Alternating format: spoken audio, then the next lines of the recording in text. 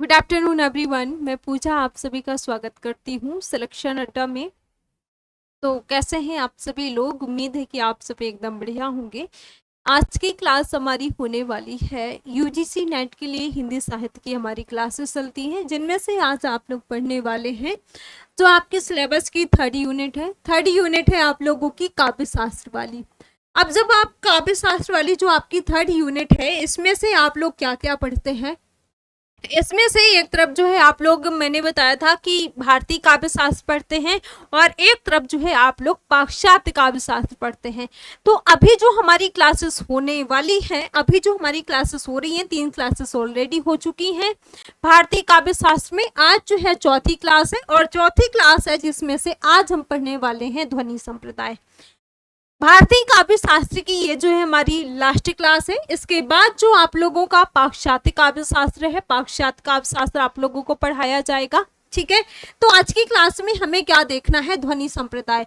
ध्वनि संप्रदाय आखिर होता क्या है? देखिए, अगर हम ध्वनि संप्रदाय की अगर बात करते हैं ना, तो ध्वनि सिद्धांत से पहले काव्य शास्त्र में 3 महत्वपूर्ण जो है सिद्धांत अलंकार रीति और रस जो है का प्रवर्तन हो चुका था। अतः ध्वनि सिद्धांत के अंतर्गत प्रबल एवं पुष्ट तर्कों के आधार पर ध्वनि को क्या कहा गया है? काव्य की आत्मा स्वीकार किया गया है। ठीक है, तो कई बार आप लोगों से पूछा जाता है कि ध्वनि को जो है क्या स्वीकार किया गया है? ध्वनि को जो है काव्य की आत्मा स्वीकार किया गया है और स्वीकार करते हुए सभी सिद्धांतों का पुनर्मूल्यांकन किया गया है। ध्वनि सिद्धांत को व्यवस्थित करने का श्रेय किसको जाता है? आचार्य आनंदवर्धन को जाता है और बहुत महत्वपूर्ण है आपके लिए। ठीक है, जिन्होंने अपने ग्रंथ, इनका ग्रंथ है आचार्य आनंदवर्धन का, कौन सा? ध्वन्यालोक। तो ध्वन्यालोक में जो है ध्वनि सिद्धांत की स्थापना करी है और इन्होंने अपने ग्रंथ में लिखा है कि जब अर्थ या फिर जो है शब्द अपने अभिधात्मक अर्थ को त्याग करके जो है किसी दूसरे अर्थ को ध्वनित करता है, तो तब जो है उस विशेष काव्य को ध्वनि कहते हैं। ठीक है, और साथ ही साथ जो ये लिखते हैं कि ध्वनिते अनेन इति ध्वनि, ये भी आपको ध्यान देना है। कौन? आचार्य आनंदवर्धन लिखते हैं। आचार्य आनंदवर्धन ने व्यंग्यार्थ को ध्वनि माना है, ये भी ध्यान देना है, और कहा है कि ध्वनि का सीधा संबंध जो है किससे है? व्यंजना से इन्होंने बताया है। ठीक है, साथ ही साथ जो है ध्वनि शब्द का जो प्राचीनतम प्रयोग है कहाँ से हुआ है? अथर्ववेद से हुआ है। आप लोग जो है वेद पढ़ते हैं, ठीक है, ऋग्वेद, यजुर्वेद, अथर्ववेद, सामवेद, ये जो आप लोग वेद पढ़ते हैं ना, तो इसका जो ध्वनि शब्द का जो प्राचीनतम प्रयोग है वो कहाँ पर? अथर्ववेद में प्राप्त होता है। और इसी ध्वनि शब्द को लेकर के आगे आचार्य आनंदवर्धन ने कहा है कि जब व्यंग्यार्थ अपेक्षा अधिक चारुता या फिर जो है चारुत्पादक या उत्कर्ष होता है तो वही ध्वनि होती है। आचार्य आनंदवर्धन के इस मत के समर्थन में आचार्य मम्मट और साथ ही साथ जो है अभिनव गुप्त और पंडित राज जगन्नाथ दिखाई देते हैं, और इसी कारण से जो है इन्हें क्या कहा जाता है? ध्वनिवादी आचार्य भी कहा जाता है। तो ध्यान देना है। अब जो आपकी ध्वनि सिद्धांत है, ध्वनि सिद्धांत समानता जो है 2 भेद हैं इसके। 2 भेद कौन कौन से हैं? आप लोगों से क्वेश्चन पूछा जाता है। एक तो अभिधामूला ध्वनि और एक जो है आपका लक्षणामूला ध्वनि। पहला जो है आपका अभिधामूला और दूसरा जो है लक्षणामूला। अब जो अभिधामूला होता है ये क्या होता है? लक्षणामूला क्या होता है? देखिए, अभिधामूला की अगर हम बात करें ना, तो ये ध्वनि जो है अभिध्यार्थ व्यंग्यार्थ ध्वनित होती है, जबकि जो लक्षणामूला ध्वनि होती है ना, तो लक्षणामूला ध्वनि में लक्ष्यार्थ व्यंग्यार्थ की प्रतीति होती है। पुनः जो अभिधामूला ध्वनि है, अभिधामूला ध्वनि को 2 भागों में बांटा गया है, और 2 भाग कौन कौन से हैं? एक जो है आपका संलक्ष्य क्रम और एक जो है आपका कौन? असंलक्ष्य क्रम। ठीक है, तो ये अभिधामूला ध्वनि को जो है 2 भागों में बांटा गया है, ये भी आपको यहाँ पर ध्यान देना है। वहीं आगे अगर हम बात करें, आचार्य आनंदवर्धन ने ध्वनि के 3 भेद बताए हैं। अब इन्होंने ध्वनि के, आचार्य आनंदवर्धन ने ध्वनि के तीन कौन कौन से भेद बताए हैं? इन्होंने बताया है रस ध्वनि, अलंकार ध्वनि और वस्तु ध्वनि। ठीक है, साथ ही साथ जो इसमें से ध्वनि को ध्वनि संप्रदाय में महत्वपूर्ण स्थान दिया गया है। ध्वनिवादी ये तो स्वीकार करते हैं कि रस जो है वो श्रेष्ठतम काव्य तत्व है। ठीक है, पर वे काव्य की आत्मा के पद पर ध्वनि को ही प्रतिष्ठित करते हैं, ऐसा जो है यहाँ पर ध्वनिवादी जो आचार्य है वो स्वीकार करते हैं। इसके बाद अगर हम यहाँ पर बात करें कुछ कथन दिए हुए आचार्य अभिनव गुप्त, इन्होंने जो है ध्वनि के बारे में क्या कहा, इन्होंने ध्वनि के 35 भेद स्वीकार किए हैं, जबकि जो आचार्य मम्मट है, आचार्य मम्मट ने ध्वनि के जो है शुद्ध भेदों की संख्या कितनी बताई है, इन्होंने 51 स्वीकार करी है। वहीं अगर हम यहाँ पर बात करें, प्रतिहारेंदु राज ने जो है ध्वनि सिद्धांत का खंडन करते हुए इसका अंतर्भाव जो है अलंकार में किया है, इस बात का भी ध्यान देना है। वहीं डॉक्टर नागेंद्र और आचार्य विश्वेश्वर द्वारा रचित जो ध्वन्यालोक है, ध्वन्यालोक ध्वनि सिद्धांत का जो है मूल्यांकन इन्होंने किया है। अब यहाँ पर जो है आपके सामने कुछ ध्वनिवादी सिद्धांत हैं और कुछ जो है आपके सामने ध्वनि विरोधी सिद्धांत हैं।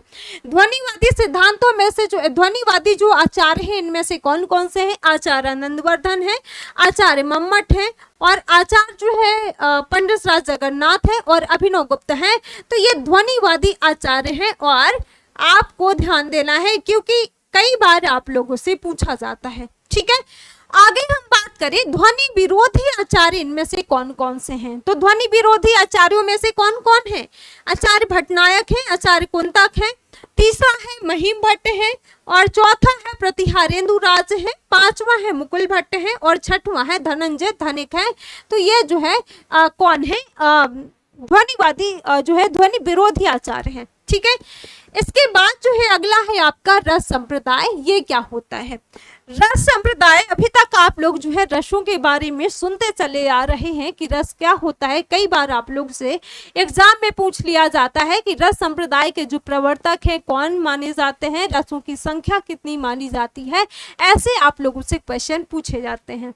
अब यहाँ पर रस सिद्धांत की अगर हम बात करें तो काव्य शास्त्र में रस संप्रदाय जो है अत्यंत प्राचीनतम संप्रदाय माना जाता है, किंतु इसे व्यापक प्रतिष्ठा के बाद में जो है प्राप्त हुई। यही कारण माना जाता है कि अलंकार सिद्धांत को रस सिद्धांत से प्राचीन माना जाने लगा।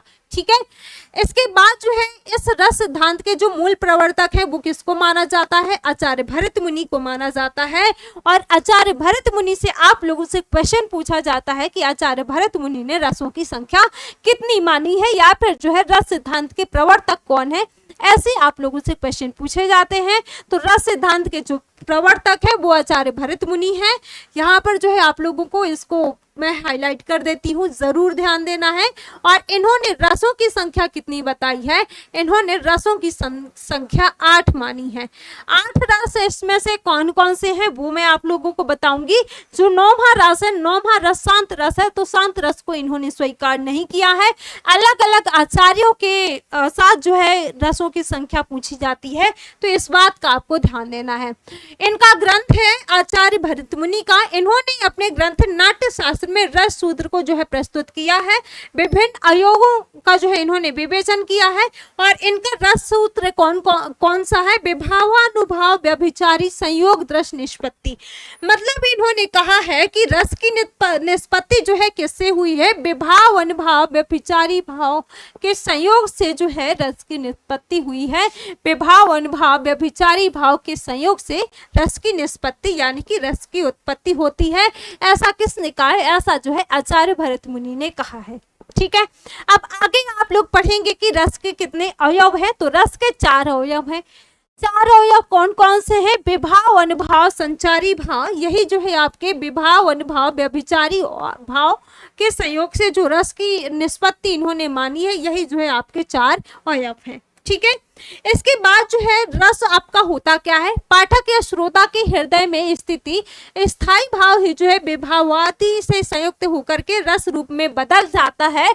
और जिससे जो है जब हम कोई भी काव्य पढ़ते हैं उस काव्य को पढ़ने में जो हमें आनंद की प्राप्ति होती है, काव्यानंद की प्राप्ति होती है, इसी काव्यानंद को ही जो है क्या कहा जाता है, ब्रह्मानंद सहोदर भी कहा जाता है। ठीक है, अब अगर आपसे पूछा जाए कि ब्रह्मानंद सहोदर होता क्या है, तो इसमें से आपको ये ध्यान देना है कि जब कोई पाठक या श्रोता के हृदय में स्थिति स्थायी भाव और विभाव से संयुक्त होकर के रस रूप में बदल जाती है, तब जिससे जब हम कोई भी काव्य पढ़ते हैं उस काव्य को पढ़ने में जो हमें आनंद प्राप्त होता है, जो हमें आनंद की अनुभूति होती है, वही अनुभूति जो है इसी काव्यानंद को हम क्या कहते हैं, ब्रह्मानंद सहोदर कहते हैं। इस बात का आप लोगों को ध्यान देना है। ठीक है, तो ये इतना यहाँ से जरूर ध्यान देना है, क्योंकि कई बार आप लोगों से पूछ लिया जाता है, और इतना ध्यान देना है। ठीक है, आगे अगर हम यहाँ पर बात करें, जैसे मैंने आपको बताया कि जब आप रसों के बारे में पढ़ते हैं तो रस के 4 अवयव आप लोग पढ़ते हैं। 4 अवयव कौन कौन से? एक तो स्थायी भाव, विभाव, अनुभाव और व्यभिचारी भाव या फिर संचारी भाव। विभाव, अनुभाव, व्यभिचारी भाव या संचारी भाव के संयोग से किसकी उत्पत्ति होती है? रस की उत्पत्ति होती है, रस की उत्पत्ति होती है। और ऐसा किसने कहा है? ऐसा जो है आचार्य भरत मुनि ने माना है। ठीक है, और इन्होंने रसों की संख्या कितनी बताई है? इन्होंने जो है 8 रसों की संख्या बताई है, और जो 9वां रस है शांत रस, उसको जो है इन्होंने नहीं जोड़ा है। वही बात जो है यहाँ पर दी हुई है, भरत मुनि ने अपने नाट्य शास्त्र में इन्होंने 8 स्थायी भाव और जो है 33 संचारी भाव इन्होंने स्वीकार किए हैं। अब 8 रस इन्होंने माने हैं, तो 8 रसों के जो है 8 स्थायी भाव होंगे, और 33 इन्होंने जो है संचारी भावों की संख्या इन्होंने बताई है। 8 जो है सात्विक भाषा का उल्लेख इन्होंने किया है। इसके बाद जो है बाद के आचार्यों ने 2 और जो है भावों को वर्षलता, भगवत विषयक जो है रति को स्थायी भाव की मान्यता दी है। इस प्रकार रसों की संख्या कुल मिलाकर के कितनी हो जाती है? 11 हो जाती है। ठीक है, अब बाकी के जो आचार्य हैं, आचार्यों के अनुसार आप लोगों से पूछा जाता है कि रस की संख्या कितनी होती है। सबसे ज्यादा जो आपके लिए महत्वपूर्ण है, किसके अनुसार? आचार्य भरत मुनि के अनुसार आप लोगों को ध्यान देना है। यहाँ से अधिकतर आप लोगों से प्रश्न पूछा जाता है। ठीक है, अब कई बार ऐसे आपसे क्वेश्चन पूछ लिया जाता है कि जो 9वां रस है, 9वां रस कौन सा है, या फिर जो है 9वें रस को कौन सा 9वां रस है जिसको आचार्य भरत मुनि ने नहीं स्वीकार किया है। तो ऐसे भी आप लोगों से प्रश्न पूछे जाते हैं। ठीक है, इसके बाद यहाँ पर जो है एक तरफ आपके रस दिए हुए हैं, और एक तरफ जो है स्थायी भाव दिए हुए, एक तरफ आचार्य प्रवर्तक दिए हुए, रंग दिया हुआ है, और देवता दिए हुए। अब पहला है कौन सा? श्रृंगार रस। और श्रृंगार रस का जो स्थायी भाव होता है वो क्या होता है? रति या फिर जो है प्रेम, इसका स्थायी भाव होता है।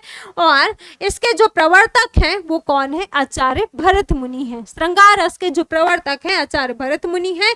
रंग जो है श्याम पर्ण, और इसके अलावा जो है देवता कामदेव विष्णु। दूसरा है आपका कौन सा? जो है हास्य रस। हास्य रस का जो स्थायी भाव है वो कौन सा है? हास्य रस है।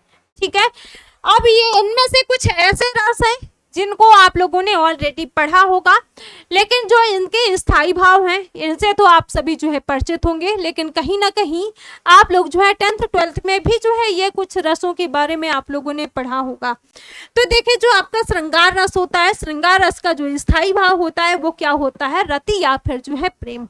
ठीक है, आप श्रृंगार रस के अंतर्गत जो है 2 रस आप लोग और देखते हैं। कौन सा? एक तो संयोग श्रृंगार और एक जो है वियोग श्रृंगार। ठीक है, तो यहाँ पर जो है दूसरा है आपका हास्य रस। हास्य रस का जो स्थायी भाव होता है हास होता है, यानी कि कोई भी काव्य ऐसा कोई भी, जैसे मान लीजिए कि कोई उदाहरण है, उस उदाहरण को जो है हमने देखा और उस उदाहरण को पढ़ते हुए हमारे मन में जो है हमें जो है हंसी उत्पन्न हो, वो जो है यहाँ वहां पर आपका क्या होता है? हास्य रस होता है। और हास्य रस के जो प्रवर्तक है वो कौन है? आचार्य भरत मुनि है। ठीक है, इसके रंग की बात करें तो श्वेत वर्ण और प्रमथ शिवगढ़ जो है देवता। करुण रस की बात करें, करुण रस का जो है जो स्थायी भाव होता है वो क्या होता है? शोक होता है। ठीक है, इसके जो प्रवर्तक है वो कौन है? आचार्य भरत मुनि है। साथ ही साथ जो है वीर रस की बात करें, वीर रस का जो स्थायी भाव होता है वो क्या होता है? उत्साह होता है। ठीक है, इसके बाद जो है भयानक रस का भय होता है। इसके जो प्रवर्तक हैं भरत मुनि है। रौद्र रस के जो प्रवर्तक है वो कौन है? भरत मुनि है। और रौद्र रस का क्या होता है? क्रोध।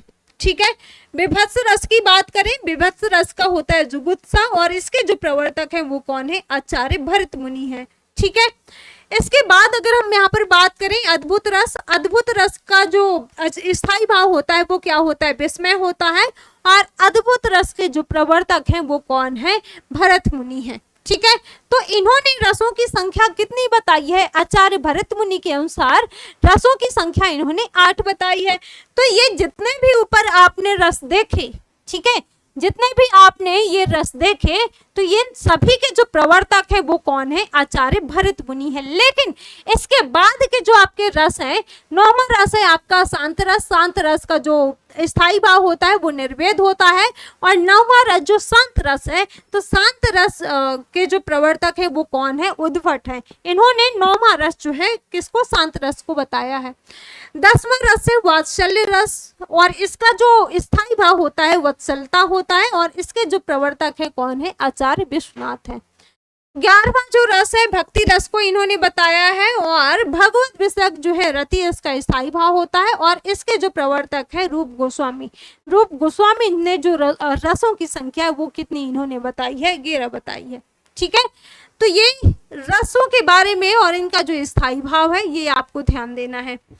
इसके बाद अगर हम यहाँ पर बात करें, अभिनव गुप्त के अनुसार जो है मूलतः रसों की संख्या इन्होंने कितनी बताई है, 9 बताई है। इनमें से कार्य व्यापार की व्यापकता के कारण जो है श्रृंगार रस को रसराज भी कहा जाता है।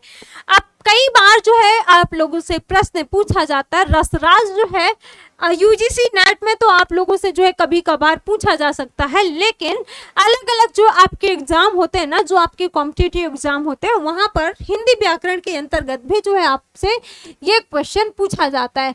तो जो आपका श्रृंगार रस है, श्रृंगार रस को जो है 2 भागों में, एक तो वियोग श्रृंगार और एक जो है संयोग श्रृंगार, 2 भागों में जो है इसको बांटा गया है। 2 भाग होते हैं इसके, वियोग श्रृंगार और एक जो है संयोग श्रृंगार। ठीक है, तो जो श्रृंगार रस है ना, इसको रसराज भी कहा जाता है। और इस श्रृंगार में जो है मुख्यतः 2 भेद होते हैं, वही आपके आगे दिए हुए संयोग श्रृंगार और वियोग श्रृंगार। ठीक है, वियोग श्रृंगार के जो है मुख्य रूप से 4 भेद माने जाते हैं। 4 भेद कौन कौन से होते हैं, पूर्व राग होता है, मान होता है, प्रवास और करुण विप्रलभ होता है। जबकि इस वियोग के अंतर्गत जो है 10 काम दशाओं का भी जो है वर्णन किया गया है। और 10 काम दशाएं कौन कौन सी हैं, अभिलाषा, चिंतन, स्मृति, गुणकथन, उद्वेग, प्रलाप, उन्माद, ज्वर, जड़ता और मरण। ठीक है, इसके बाद अगर हम यहाँ पर बात करें, आचार्य मम्मट ने रस को ब्रह्मानंद सहोदर भी कहा है। अभी आप लोगों ने देखा ना, थोड़ी देर पहले भी आपने देखा था कि रसों को क्या कहा गया है, ब्रह्मानंद सहोदर कहा जाता है। और किसने कहा है, आचार्य मम्मट ने कहा है। ठीक है, और इस ब्रह्मानंद का मूल जो स्रोत होता है वो तैत्रीय उपनिषद से मिला है, जिसमें कहा गया है कि रसो वैसा, अर्थात रस ही जो है वो क्या है, ब्रह्म है। ठीक है, यह रस का अर्थ जो है आनंद लिया गया है। ठीक है, और इसी आनंद को ब्रह्म माना जाता है। अब यहाँ पर कई बार ये होता है कि हम आम बोलचाल की भाषा में बोल देते हैं, जैसे कोई भी अगर हम पढ़ रहे हैं या फिर जो है कोई भी काव्य पढ़ रहे हैं, कोई कविता पढ़ रहे हैं, या फिर जो है हम कोई नाटक वगैरह देख रहे हैं, कोई कहानियां पढ़ रहे हैं, तो हम क्या कहते हैं कि इससे तुम्हें जो है क्या रस मिल रहा है। ठीक है, यानी कि इससे तुम्हें जो है क्या आनंद मिल रहा है। तो ये जो है रस का अर्थ क्या होता है, आनंद।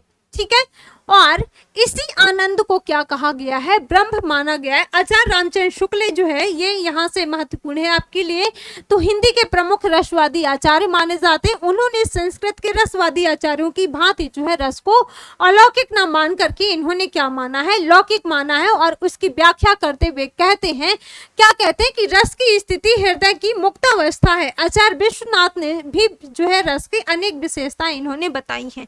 ठीक है, इसके बाद अगर हम यहाँ पर बात करें, रस चिन्मय अर्थात रस शुद्ध चेतन नहीं है, अपितु चेतना प्रधान है। रस आखंड है, रस जो है आस्वाद रूप है, रस जो है चिन्मय है अर्थात रस शुद्ध चेतन नहीं, अपितु जो है ये क्या है, चेतना प्रधान है। ठीक है, रसानुभूति अलौकिक होती है, रस की अनुभूति तन्मयता की स्थिति में होती है। 6वां इन्होंने बताया है कि रस जो है लोकोत्तर चमत्कार होता है। और 7वां इन्होंने बताया है कि रस की उत्पत्ति जो है सत्व गुण उद्रेक से होती है। ठीक है, तो ये किसने बताया है, ये यहाँ पर आप लोगों को किसके बारे में ध्यान देना है, आचार्य विश्वनाथ जी के बारे में जो है ध्यान देना है। ठीक है, इसके बाद अगर हम यहाँ पर बात करें, आचार्यों का प्रिय रस दिया हुआ है। अब कौन से आचार्य हैं, किनका जो है कौन सा प्रिय रस है। भवभूति की अगर हम बात करें तो इनका रस है कौन सा, करोड़ रस। ठीक है, करुण रस का जो स्थायी भाव होता है वो क्या होता है, शोक होता है। अगला है आचार्य भोज। आचार्य भोज की अगर हम बात करें, इनका जो प्रिय रस है वो कौन सा है, श्रृंगार रस है, और श्रृंगार रस का जो स्थायी भाव होता है वो क्या होता है, रति होता है। रूप गोस्वामी का जो है जो प्रिय रस है वो कौन सा है, भक्ति रस है या फिर जो है मधुर रस है। अभिनव गुप्त का कौन सा है, शांत रस है, ठीक है। और नारायण पंडित का जो है कौन सा, आश्चर्य यानी कि अद्भुत रस है, ठीक है। इसके बाद अगर हम यहाँ पर बात करें प्रमुख रसवादी आचार्य, अब यहाँ पर कौन कौन से हैं, आचार्य भरत मुनि है, आचार्य विश्वनाथ है, पंडित जगन्नाथ है। अब कई बार आप लोगों से पूछा जा सकता है, तो ये रसवादी आचार्यों की नाम दी हुई है जिनको आप लोगों को ध्यान देना है। इनमें से आचार्य भरत मुनि है, आचार्य विश्वनाथ है, पंडित जगन्नाथ है, भट्ट लोल्लट है, भट्ट शंकुक है, अभिनव गुप्त है, आचार्य भोज है। इसी के साथ साथ जो है राजशेखर है, केशव मिश्र है, शारदा तनय है, भट्टनायक है, आचार्य रामचंद्र शुक्ल है, इसके साथ साथ जो है डॉक्टर नागेंद्र है, ठीक है।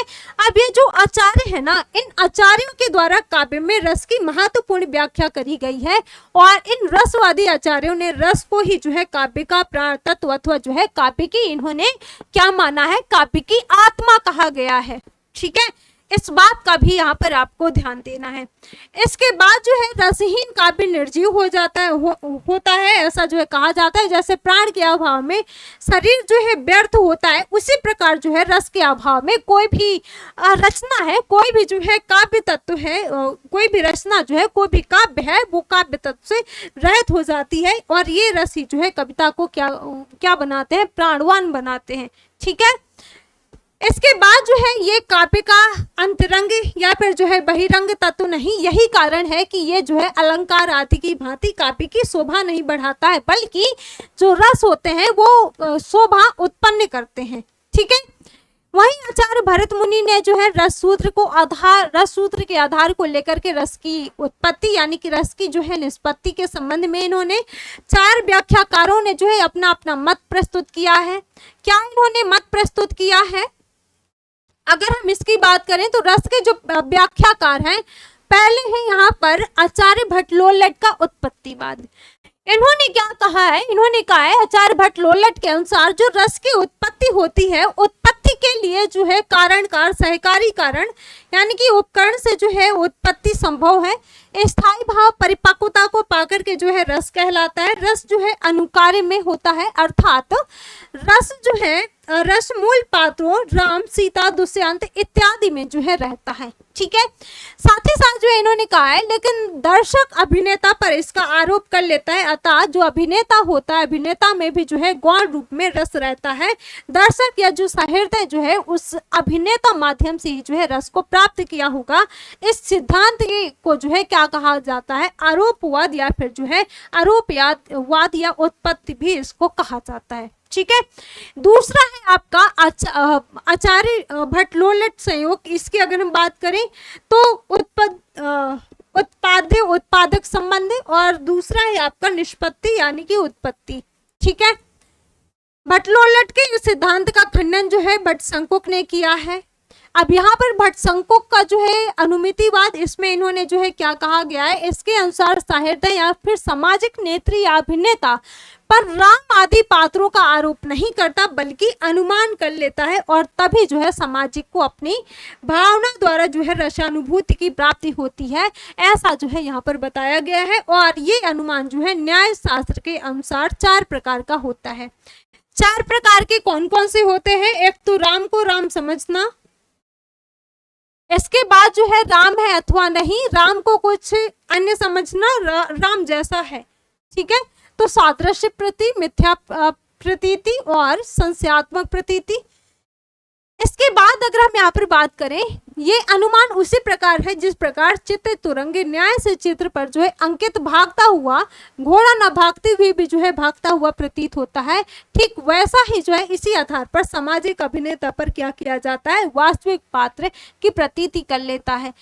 अगला है आपका भट्ट शंकुक संयोग अनुमाप्य अनुमापक संबंध। इसके बाद जो है निष्पत्ति यानी कि अनुमान अनुमिति।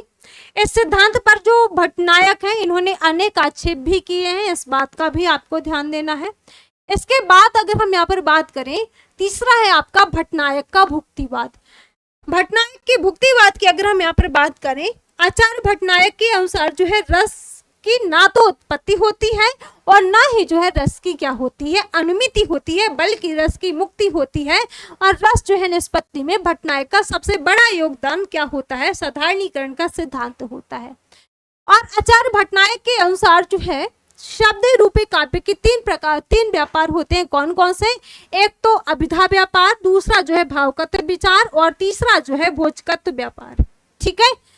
वहीं अगर हम यहाँ पर जो अभिधा व्यापार के द्वारा क्या किया जाता है कि काव्य का शब्दार्थ समझ में आता है, जबकि भावगत व्यापार के द्वारा क्या किया जाता है, स्थायी भाव और विभाव का जो है समग्र क्रियाकलाप देश काल व्यक्ति से संबंध न रख करके साधारण रूप जो है साधारण कर लेता है। ठीक है। वहीं अगर हम यहाँ पर बात करें, परिणामतः जो सामाजिक साधारणीकरण हो जाता है, साधारणीकरण होते ही भोज अथवा भोजगत द्वारा सामाजिक का सत्व गुण उसके जो है रजोगुण एवं तमोगुण का जो है तिरोभाव करके अभिव्यक्त हो जाता है। इस बात का भी यहाँ पर आपको ध्यान देना है। इसके बाद आपका जो चौथा है आचार्य अभिनव गुप्त का अभिव्यक्तिवाद। आचार्य अभिनव गुप्त के अभिव्यक्तिवाद की अगर हम यहाँ पर बात करें, रस सूत्र के चौथे व्याख्याता है आचार्य अभिनव गुप्त। आचार्य अभिनव गुप्त के अनुसार जो रस होता है, रस की ना तो उत्पत्ति होती है और रस की ना तो अनुमिति होती है और ना ही जो है इसकी भुक्ति होती है, बल्कि रस की जो है क्या होती है, अभिव्यक्ति होती है। और इसीलिए इनका मत जो है अभिव्यक्तिवाद कहलाता है। इस बात का आपको ध्यान देना। इन्होंने व्यंजना शक्ति के आधार पर जो है सूत्र की व्याख्या करते हुए क्या कहा है कि विभावादि और स्थायी भाव में परस्पर व्यंजक व्यंग्य संयोग द्वारा रस को अभिव्यक्ति होती है। अर्थात रस व्यंजना का व्यापार है, जैसे मिट्टी के व्याप्त गंध जल की जो है छींटे देने से अव्यक्त हो जाती है, उसी प्रकार जो है सहृदय या फिर सामाजिक जो हृदय है, उस हृदय में वासना रूप में जो है निरंतर विद्यमान स्थायी भाव विभावादि के द्वारा जो है अभिव्यक्ति हो जाता है। ठीक है। तो इस बात का यहाँ पर आपको ध्यान देना है। इसके बाद जो है यहाँ पर आपका ये जो पूरा आपका भारतीय काव्य शास्त्र से जो टॉपिक है ये कंप्लीट होता है। बाकी इसके आगे की जो चीजें हैं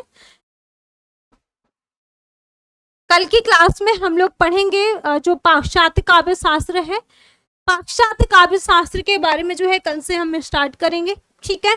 तो मुझे उम्मीद है कि जितना जो हमने 4 क्लासेस में देखा भारतीय काव्य शास्त्र, तो इनमें से जो है किसी को कोई भी डाउट नहीं होगा। तो फिर चलिए मिलते हैं आप सभी को कल की क्लास में। पाश्चात्य काव्य शास्त्र के अंतर्गत हम जो है प्लेटो के बारे में देखेंगे, अरस्तु के बारे में देखेंगे। ठीक है। तो सभी को बाय बाय, थैंक यू।